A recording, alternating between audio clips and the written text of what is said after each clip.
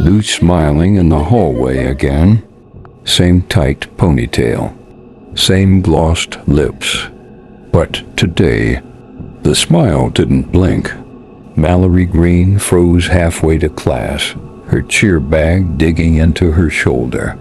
She watched Louie, her sister, lean against the locker, just like she used to.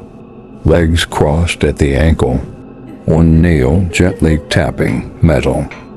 Only Louie had been dead for 3 months, and she wasn't supposed to be at school. They said memory comes back in fragments, but Mallory's mind had returned like broken teeth scattered across linoleum. The only part that stayed sharp was the accident, or rather, right before the accident. There was a party. There were red cups. There was music loud enough to rattle her ribs. There was Louie dragging her out the door, yelling something about curfew. But everything after that?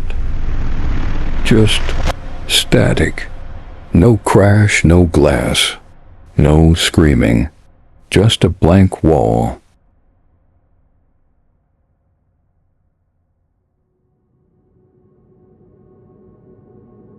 Her therapist called it protective amnesia. Her mother called it selective guilt. You remember the music, her mother said, eyes dry, mouth stiff. You remember the damn playlist. You remember your outfit. But not the part where your sister begged you not to drive? I didn't drive, Mallory whispered.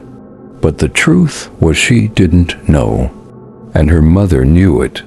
Her father would clear his throat gently, like trying to signal a softer tone, but his eyes didn't meet hers anymore.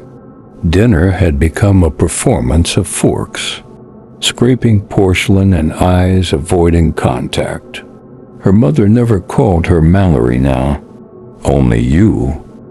At school, it was worse. Someone had posted Louie's cheer video with the caption, "One sister flew, the other crashed." They said she was cursed. They said she was drunk. They said she crawled out of the car and left Louie inside. None of it was proven. But when your memory's a ghost town, who do you fight? Luke, her boyfriend, told her to ignore it.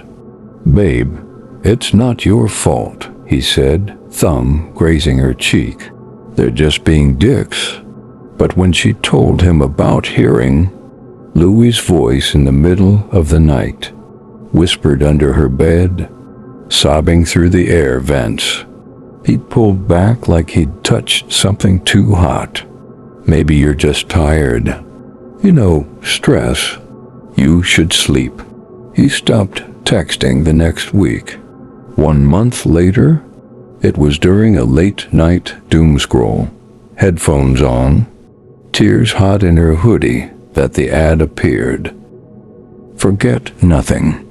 Deep Flesh, the world's most advanced AI memory restoration platform. We don't create your memories. We find what's already there. Her thumb hovered over the screen. For a second, it was as if her phone vibrated through her wrist. She blinked, scrolled past.